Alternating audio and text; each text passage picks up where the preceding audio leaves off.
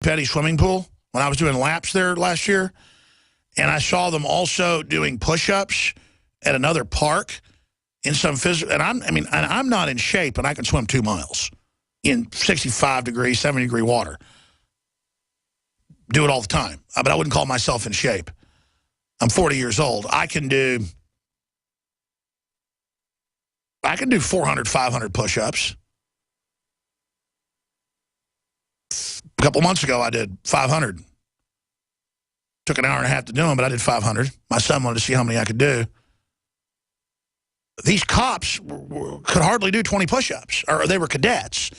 And let me tell you, I don't know who these departments are trying to hire, and I guess they're saying, well, nobody wants to be a cop. And I think that's also part of it. All over the country, they're hiring a lot of people. I'm not trying to be stereotypical here, but a lot of times it's,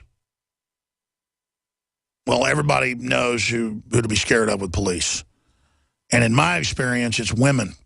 And I'm not saying there aren't good women police officers, but I think they feel outgunned and outmuscled, and so they get in your face real fast. And it's kind of a Napoleon complex. And maybe I got a Napoleon complex. I mean, I'm 5'11", never thought of myself as a little guy, but I do have a thing where, like, if some guy's a lot bigger than me, it's like a Chihuahua wanting to fight a German Shepherd. But you don't need people that have real problems out there abusing the public and then having the system cover its butt. Because as Einstein said, for every action, there is an opposite. I didn't even know we had video of them training. There is an opposite and equal reaction. So if the police get militarized and start killing a bunch of people, some who deserve it, some who don't, people are going to start lashing out, and it's just, you're not going to win. The British Empire couldn't beat the American people. We couldn't beat the Vietnamese. We couldn't beat the Iraqis. The Patriot movement in America is probably, I'm going to skip this network break, as I'm going to calls, 30 times, 50 times stronger than the Iraqi fighters, just in numbers alone. The training, I mean, really? And they're training all of these cadets to just gear up and have this big war. And I guess you want to be soldiers, and I guess you want to fight the American people. Well, if that's what you want, that's what you're going to get. Jacob in Utah, finish the story about your dear daughter. I mean, give us some of the details.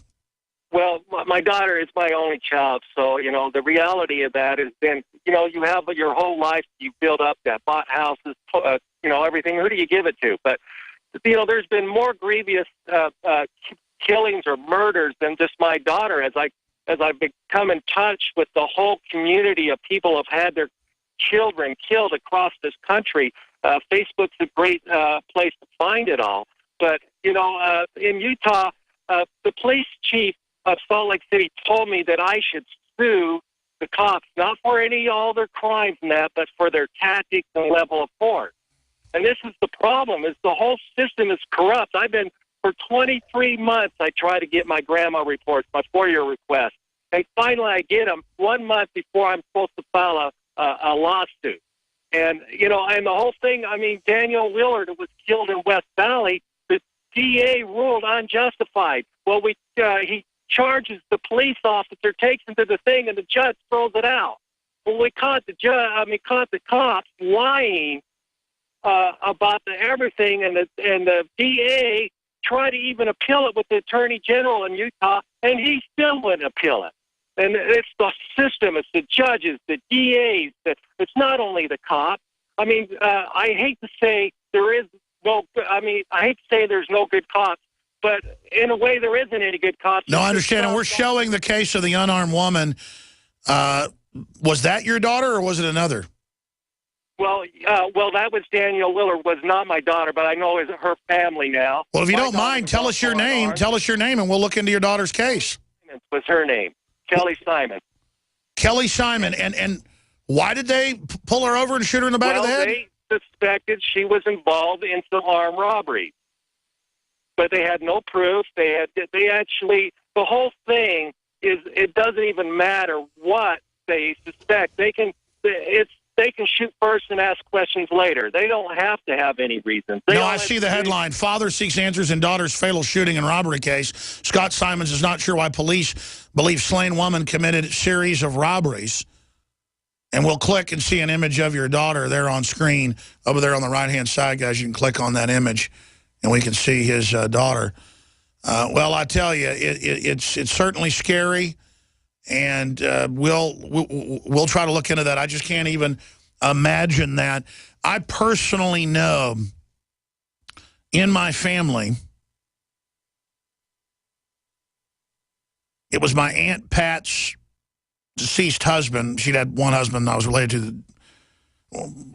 The point is that my Aunt Pat's husband, daughter, was schizophrenic.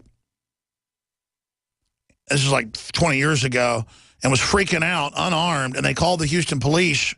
Neighbors did, and they just came and shot her. And so the issue is, don't call the police unless it's a real emergency, because it can go really bad, especially now with the kill first, ask questions later mentality. I'm so sorry for your daughter, Jacob. God bless you. We're going to move quick now through calls. Let's talk to Mike in New York. Thanks for holding. You're on the air. Good day, brother. How are you? I'm all right. Thanks for calling. You bet. Well, the topic of my conversation, I know you're leading to police, but, I think Rand Paul came closest to open the doors, open the light, when he said, even a fact I didn't know, I mean, this Gardner, what was he, the father of 4 or 6, and he's out in the afternoon? And he's out selling cigarettes, and they go, you don't have a permit, so that's why they'd arrested him over and over again. And they choke him to death in an illegal chokehold. They pin his arm under him so he can't put his arm back behind him, and they kill him.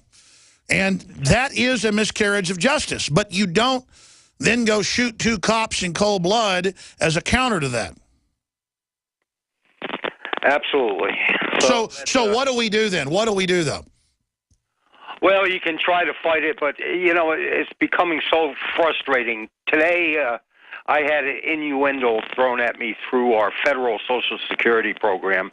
I've been disabled for a little over a year, and they cut my benefits for another fact I just realized in the last few months, is that the money that they give you, plus any other assets that you have.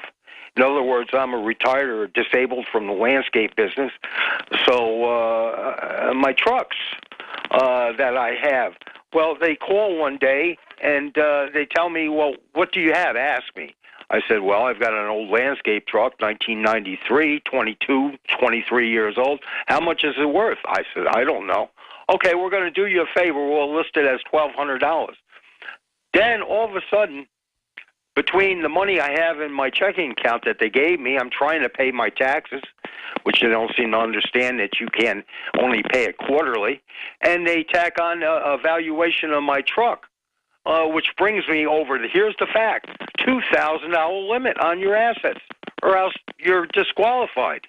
No, I hear you. What's happening is they're raising taxes and to the level of where the average person can't pay them, and people are going under the poverty line, and the government has created such massive debts that it's impossible to pay back.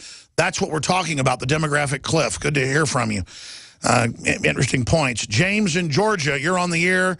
Can we stop the Civil War, or do you disagree that the Justice Department is not trying to start civil unrest? My name's James. I'm a first-time caller, and I wanted to tell you about some incidents that I had down here in Columbus, Georgia.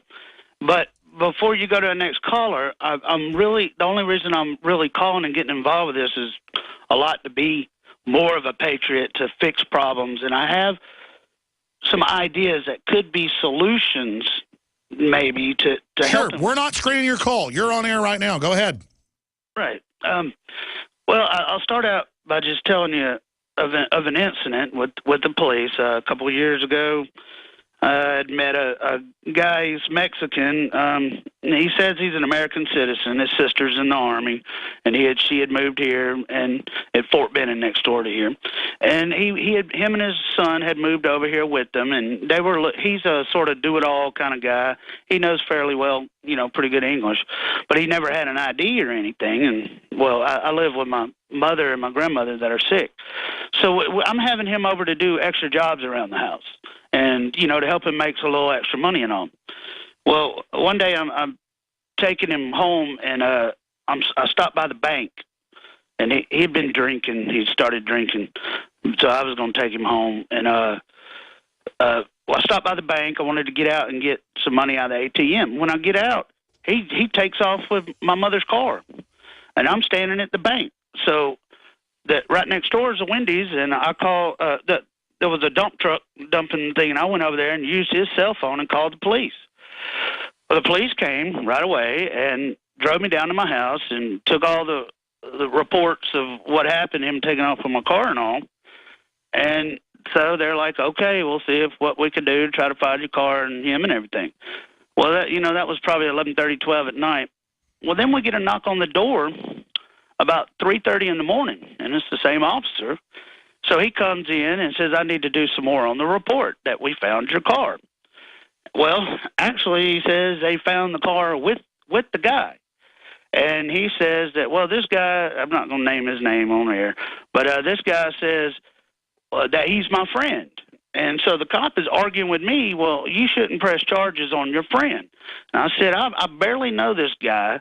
He stole the car. Well, I want to press charges. And he refused to press charges. Well, you know why? That's because the guy's illegal, and the police have been told by the judges who run everything that you are just not to charge them. They're basically above the law. They even let serial killers out who've, killed over and over again. Arsonists, you name it. So, long story short, how did it end? Well, right after that, he's going over and he's saying, well, he says this. And I said, well, that's not true. And he kept saying, well, I'm getting conflicting stories. So I said, are you calling me a liar? And that was all it took. He jumped up, get on the floor, get on right in front of my mother in our kitchen while I'm in my boxers, in my underwear. And I'm disabled, and I stand up immediately, and I'm not able to just jump on the floor, so I put my hands on the table. Get on the floor, get on the floor. I estimated 26 times he tased me. All right, he tased me in the head, in the face, multiple times in the chest, kidneys. He fell down trying to do this, tasing me in the ankles. No, I know. What happens is it's all about you must follow my order. Absolutely, I'm God. And the minute you don't, you've committed this huge crime. Don't even talk to me. I appreciate your call. That's why people are really upset with the police. And tasers, admittedly, have killed so many people from heart attacks. A couple years ago, they massively boosted the power of tasers, saying they weren't powerful enough. And you hit somebody in the chest, I mean, you can kill them. They're even killing young people with them. So it's not non-lethal, it's less lethal. And for every action, there's an opposite and equal reaction, and that's what the New World Order are masters of, is playing all of this. Using a taser on an 8-year-old. Mom sues police city. CNN. It's just nuts. Let's go ahead and talk to Damien in Arizona. You're on the air. Yeah, how you doing, Alex? Good, go ahead. Yeah, I'd like to talk about the concept of government police in the first place. I think people are confused because 99% of this country is already secured. Any security concerns are already secured by individuals and private entities. That's right. Private citizens with their guns are the answer. And also, there's a lot of constitutional issues on this. Cops are unconstitutional, period, local and federal. There is no such thing. As is, they're already a standing army because they wear the same BDU, they have the same rules of engagement, they have the same command hierarchy. So this whole binary... And now the police are being put on the same FEMA radio system with the same codes. I mean, cities are allowed to hire their own police. Your sheriffs, are elected by the citizens. But you're right that the way the police stand now, the way they stand their, quote, forces up or their troops up, they are, in their own words, a paramilitary domestic force. There is no amount of training that you're going to do to fix it. They're already part of the system. Now, you say, people against the system. Well, cops are part of the system. Well, let me ask you this, then. We're going to go to break, and I want you to answer this, Damien, when we come back. Sure, there's a problem. I've been talking about it for 20 years. How, then, is MSNBC, CNN, and Al Sharpton promoting demonizing the police when the system is the group that actually turned them into this? So, see, how do you then navigate the fact that they want us fighting with them instead of reforming it? See, the very feds that are causing this are posing as the saviors. We're on the march.